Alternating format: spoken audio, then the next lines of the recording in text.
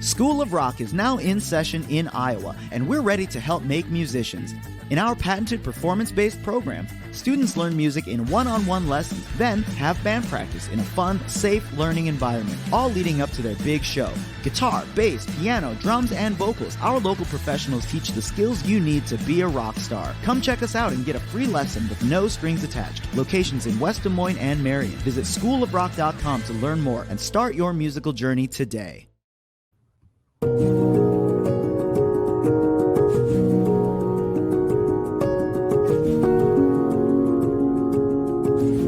The morning news on YourIowa.com is brought to you by the Commission on U.S. Territories, striving for equal representation around the globe, and by Keep Iowa First, committed to keeping the Iowa caucuses the first in the nation contest in selecting the presidency of the United States.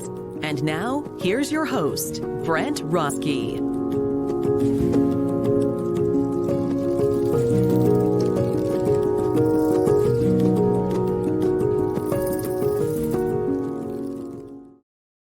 Hello, everybody. It is Friday. Congratulations. Pat yourself on the back. You made it through another week. It's going to be up into the mid-40s today here in central Iowa. Sunshine. I can actually see the sun rising out the window. A beautiful day out there. What's up on the screen right now? This is a sign of the times, isn't it? This is video. There's not a lot of movement, so you can't tell it's video, but there is. That is the virtual swearing in yesterday of former Iowa Governor Tom Vilsack as the next Secretary of Agriculture. So, and of course, there's Vice President Harris. Tom Vilsack is now the 32nd Secretary of Agriculture. He was the 30th Secretary of Agriculture under the Obama administration and the 40th Governor of Iowa from 1999 to 2007. Did you remember that Mr. Vilsack actually ran for president back in 2006 for a few months before dropping out in the end of February? And here's something I didn't know. In 2016, the Washington Post reported that Mr. Vilsack was actually one of two people shortlisted to be Secretary Clinton's vice presidential nominee when she was running for president. And of course, Virginia Senator Tim Kaine was ultimately selected. So interesting little tidbit there. I did not know that he was almost the vice president. There they go, waving goodbye. Yeah, virtual swearing in. So Mr. Vilsack was at his house there, and the vice president was, well, it looks like she was in a television studio somewhere. Let's take a look. Some news here. There's my fancy theater graphic. Movies. You know, we have so many movies coming at us. We all have, a 300-inch television at our home with surround sound. And so a lot of folks might not necessarily be going to the movies. Obviously, coronavirus is, some people are thinking about it as well, too. But listen to this AP headline. It's a smash hit. Chinese return big time to movie theaters. I love that. Hollywood Smash is the name of our little mini entertainment show in a show here on Wednesdays. Lisa Marks co-hosts that with me. But the news today is all about China. China is breaking the records for most money brought in. China has now overtaken the U.S. as the world's biggest market for movie ticket sales. I did not know that. Now, also because American box offices, a lot of them are closed due to coronavirus, so that is part of that. But so far, Chinese box office has brought in how much? Let's take a guess. How much do you think Chinese box office this year has brought in? 1.7 billion with a B. And they're saying that homegrown productions are doing better than the imports. And I checked into Japan and China are different countries, but I checked into a Japanese hotel once, and I said, I forgot my toothpaste, and they handed me a little, this is true, they handed me a little tube. It was very tiny. It was this big, and on the side it said, Super Happy White. So the language barrier is interesting. So let's talk about some of these titles. China, the biggest hit right now in China is a Chinese film called Hi, Mom. Hi, Mom is a time-traveling comedy written and directed by Xi Ling, which has made 4 billion yuan. So 11 billion yuan is 1.7 billion. So I guess we'll work that math out. Also a big hit right now, Detective Chinatown 3 has made 4 billion yuan. And these quotes, I love these quotes. These quotes sound a bit like North Korea, but here's some quotes. The quote is the deputy general manager of the entertainment industry in China, the EN Data, said, China has great resiliency and powerful foundation of China's film industry. So good job, China. Here locally, let's talk about local news. I will put up the Capitol. Right now, the Iowa legislature is looking at a bill that would do a couple things. It would reduce early voting days from 29 to 20. That's right, taking almost a third of the early voting days off. It would close polls at 8 o'clock instead of 9 o'clock. So if you work late at night, tough. It would require absentee ballots to arrive by the time the polls close, as opposed to being postmarked the day before the election. It would shorten the deadlines for absentee ballot requests and voter registration to 15 days before election day. And currently it's 10. And this is the one that it's out of hand. It would create felony charges for county auditors who don't follow the election guidance from the Iowa Secretary of State. You would be a felon if you, say, accepted a ballot after the date. If you let people turn it in, that would now be a felony. It is now on Kim Reynolds' desk, the Governor Kim Reynolds, to see if she will sign it into law. And we will see what happens with that. Last night, President Biden, we did airstrikes against Syria to Iranian-backed militants. It is President Biden's first military action. And the Senate parliamentarian, say that 5 times fast at 7:07 in the morning. The Senate parliamentarian,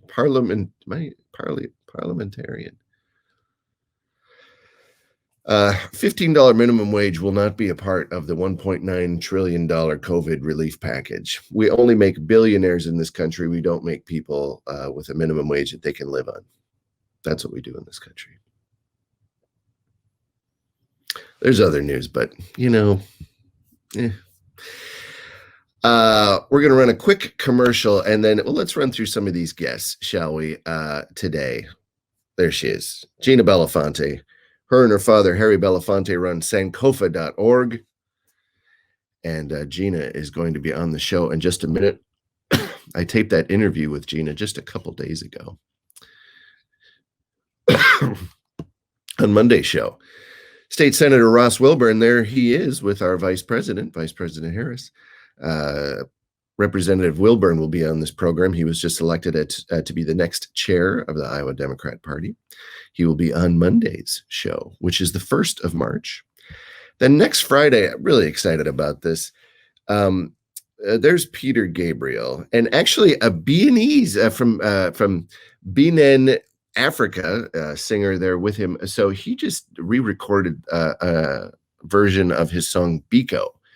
Sebastian Robertson is the producer. Sebastian Robertson's father is Robbie Robertson of the band. Amazing. But Sebastian Robertson re-recorded this new version with folks. It's incredible. Musicians from all over the world. Musicians like Yo-Yo Ma and the Cape Town Singers, and just amazing. And he is going to be on next Friday.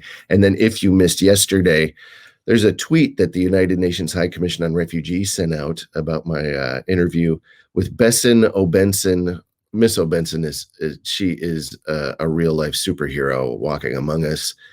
She is the, station chief representative for Guatemala for the United Nations High Commission on Refugees. She was on this program yesterday live from Guatemala, which is incredible. Such a huge thanks to Chris Boyan and Andrea at UNHCR and the rest of the team that put that together. But here's one of the tweets they were kind enough to put out on that show as well. Just fantastic. After Gina today, we're going to be chatting with one of the folks from the Des Moines Home Builders Association on the big home building show, which is this weekend at the Iowa State Fairgrounds, Jacobson Building. We're going to run a quick ad, and then we'll be right back with Dan Knoop with the DSM Home Builders Association. We'll be right back. There's a new spin on casual dining near Drake University. Lucky Horse Beer and Burgers. Craveable faves, flatbreads, delicious burgers, frozen cocktails, and crazy cool vibes. Get to Lucky Horse Beer and Burgers today. Hello, folks. Welcome back to the show, and let's bring him up. Well, there's Dan Knoop right there. How are you, Dan? I'm great, Brent. How are you this morning? Well, I'm doing great. I'm going to pull up a graphic here so folks know what we're talking about. The Home and Remodeling Show, February 26th to the 28th. It's this weekend at the fairgrounds. Dan, why don't you tell us, walk us through what we're going to see down there at the home show? Well, anything related to home building or home remodeling. So it could be a vendor selling kitchens. It could be the actual contractors themselves, but they're the businesses and the actual operators or owners of those businesses that are there. So in most cases, you're not meeting with a traveling show salesperson that flew in from Seattle for the show. You're not going to see flagpoles and pots and pans, and there's nothing wrong with those things. The other trade shows are fantastic. It's just not the focus of ours. Ours is about people that want to build and want to remodel in the Des Moines metro area. Tell folks about Des Moines Home Builders Association. Who's involved and what kind of work do you folks do? Well, we're a trade organization that started in 1944, and we really promote the building industry, everything that supports it. So you could be a banker, you could be a realtor, you could be a contractor itself, but we do a lot of networking and advocacy. So if you think about home building as a whole, most contractors are small business owners. They work from their kitchen or their front seat of their truck, and they don't have a lot of pull when they reach out to Senator Ernst or their local legislators. So we try to bundle them together, and we advocate on their behalf to talk about the industry and housing affordability. But then we also try to connect them together in networking situations. Like last night, we have a pre-show party that's for members. We had about 150 members at the Home and Remodeling Show last night, doing a little in-person networking, which we haven't done in about a year. So those are our two primary activities that we take part of. What a vivid illustration you just said. A lot of times they're doing their work from the front seat of the truck. And boy, isn't that right? I was just talking to some small business owners here in the neighborhood last night, and it is so challenging to have a voice.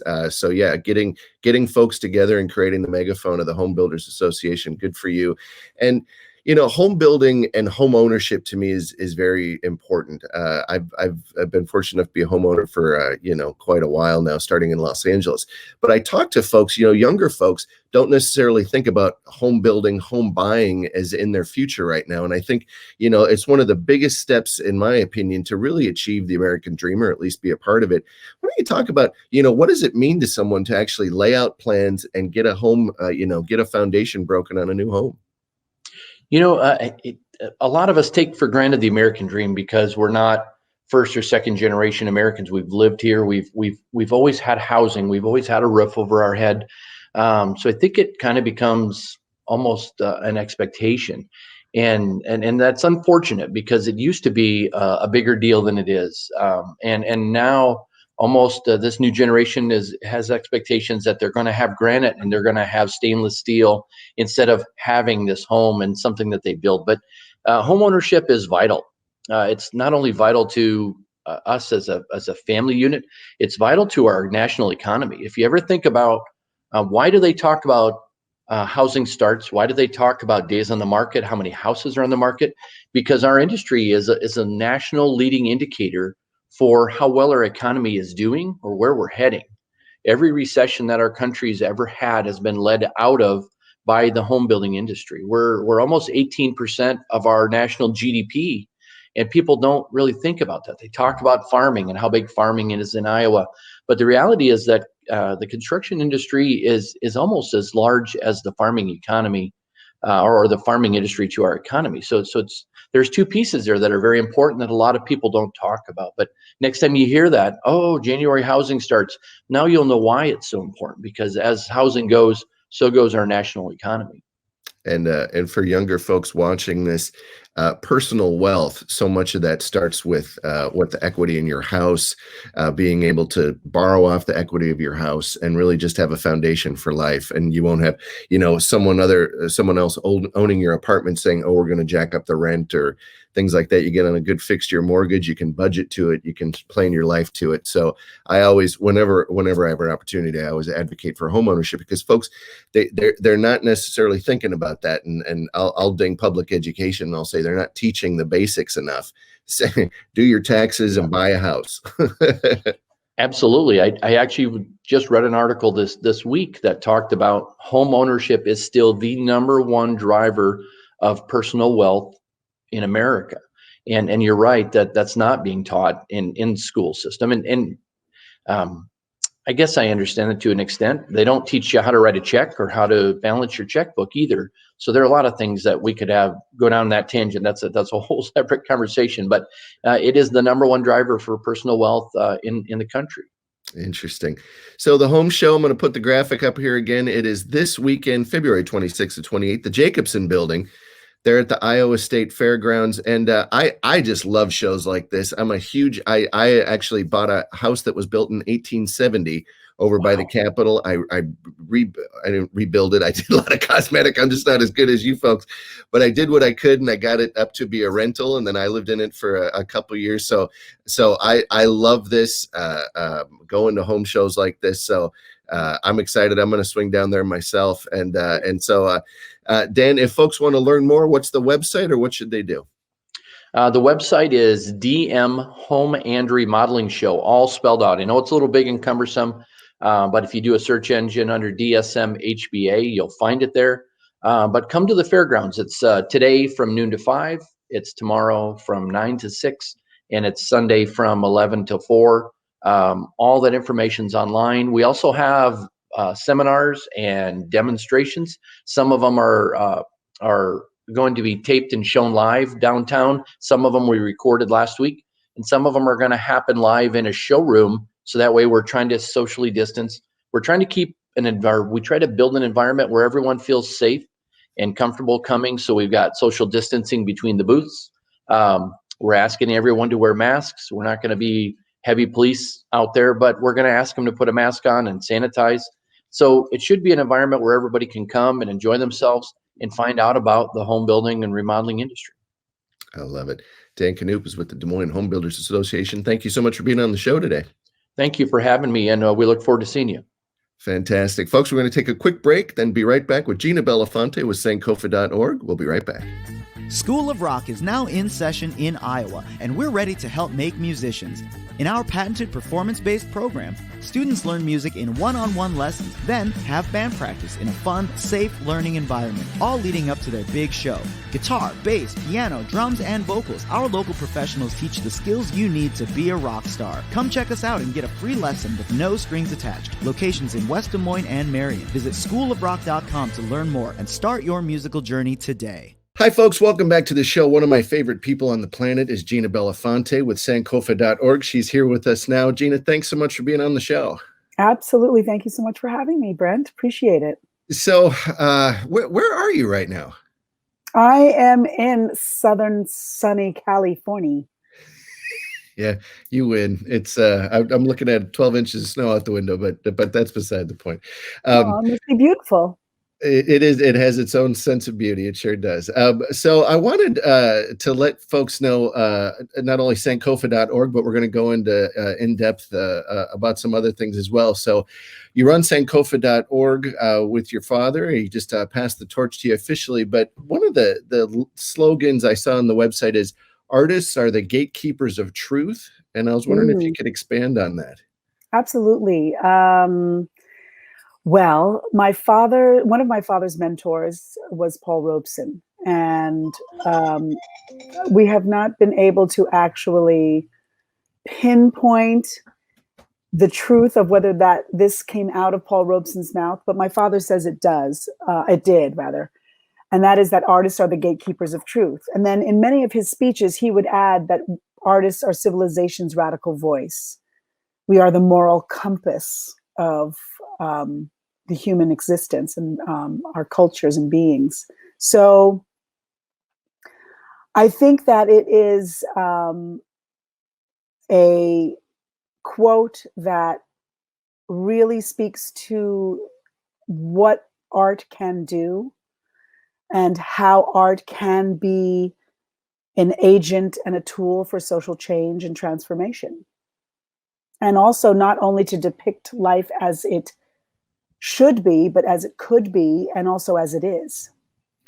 So Sankofa.org is involved in so many different areas, and I'd like you to, if you'd be so kind, to give people just kind of a background, but also, some of the amazing artists you've worked with, including Usher. There's an amazing project you did called Chains with him. I was wondering if you kind of just give someone the 40,000-foot view of what you do. Sure. So Sankofa.org is a nonprofit organization. It was founded by my father. It's run by me now. I'm the executive director.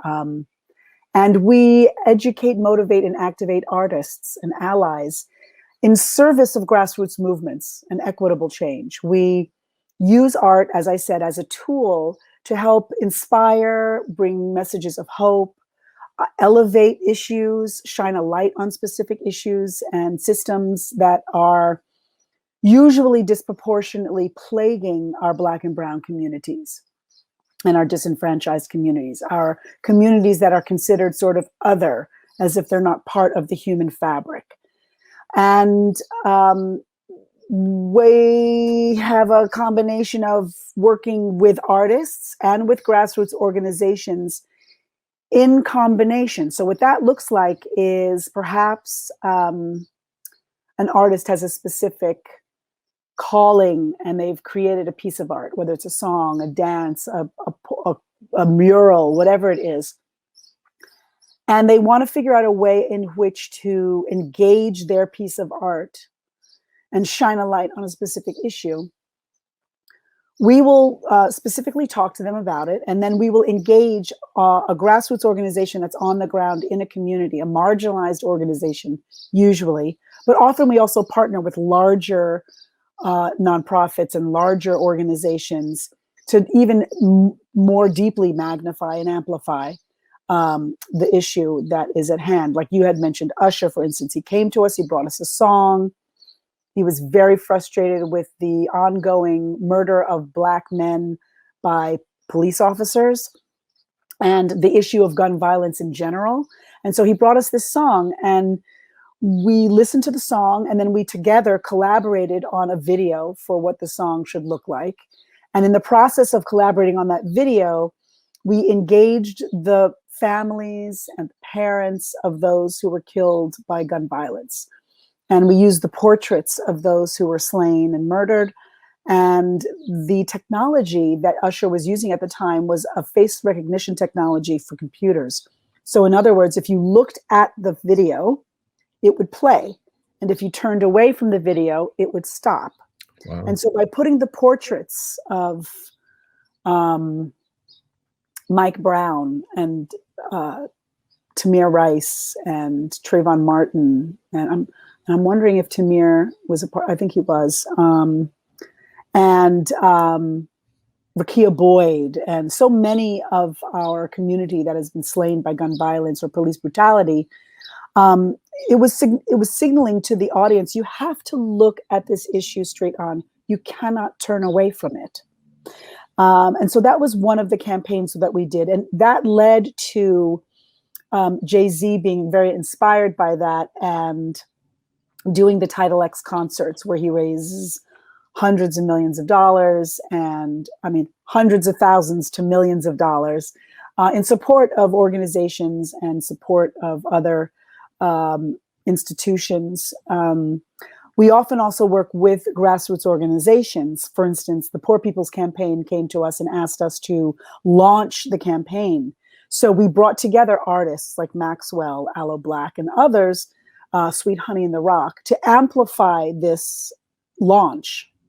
And And then ongoing, we do different activations. We did a huge Get Out the Vote campaign last year where we activated both grassroots organizations on the ground getting out the vote, not only in Georgia, but we focused on the Latinx vote, the Latino vote. And we did something called Tu Música, Tu Voz, Tu Voto. And then we also partnered with other organizations to bring into action, where we did something called Take Black the Vote.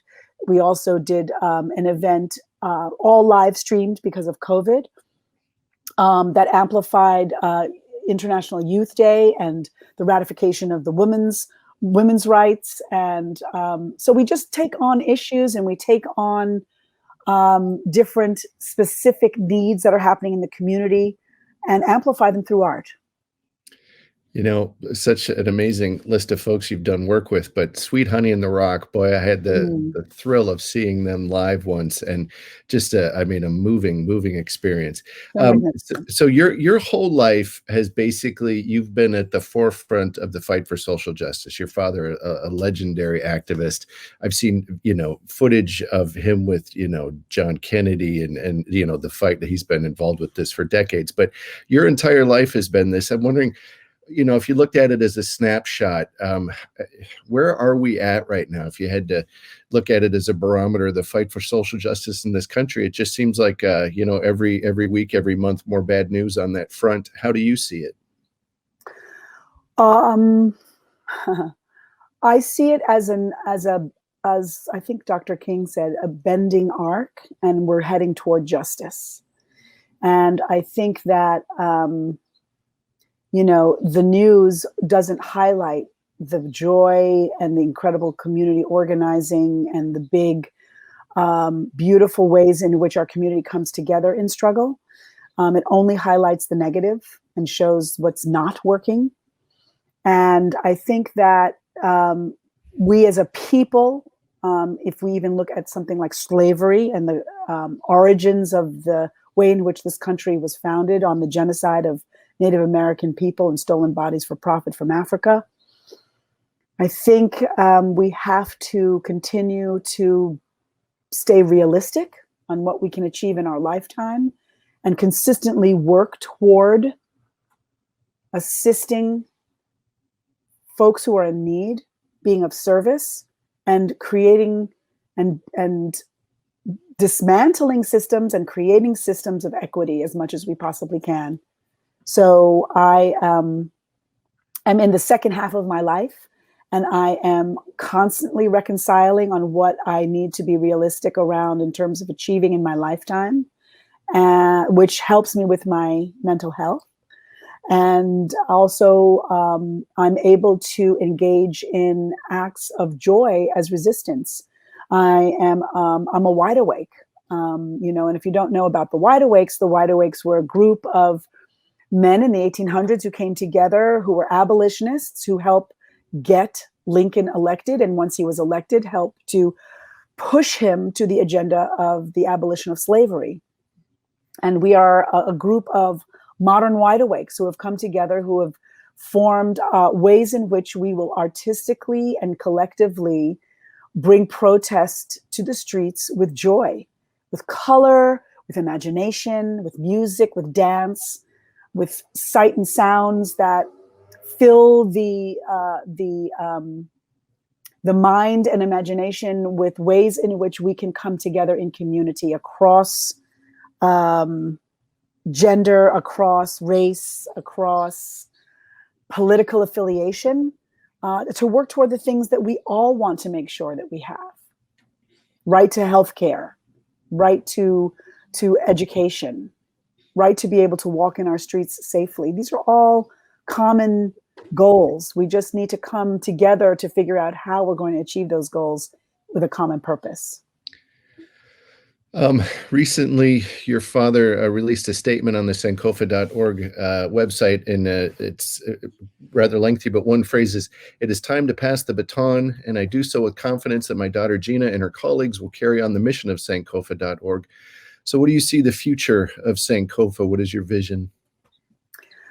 Well, I hope to always be able to bring art and cultural organizing to the forefront of political discourse and movement building and organizing.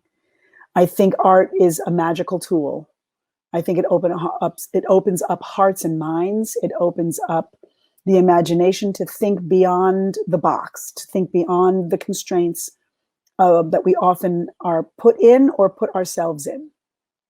I also think that art is a great tool to engage people, to be empowered, to help guide them toward their own liberation, and also to bring joy into their lives and to awaken folks to deeper commitment and deeper connection to issues. So I'm hopeful. I mean, I guess ultimately I hope that Sankofa one day won't be needed, in the sense that we will pivot from having to highlight issues around mass incarceration and immigration and violence and income disparity to pivoting to showing the celebration of the work that people are engaging in and bringing community together and healing and love and progress and climate enhancement and the evolution of man and woman and everybody. The evolution of our humanness. As a matter of fact, it's so interesting to say that the evolution of man and woman. I also am looking forward to getting rid of the need to identify any kind of gender. The always amazing, inspirational Gina Belafonte, thank you so much for being on the program today. Thank you, Brent. Thank you so much for having me. Appreciate it. And viewers, we're going to take a quick break. We'll be right back. Don't go anywhere. School of Rock is now in session in Iowa, and we're ready to help make musicians. In our patented performance-based program, students learn music in one-on-one lessons, then have band practice in a fun, safe learning environment, all leading up to their big show. Guitar, bass, piano, drums, and vocals, our local professionals teach the skills you need to be a rock star. Come check us out and get a free lesson with no strings attached. Locations in West Des Moines and Marion. Visit schoolofrock.com to learn more and start your musical journey today.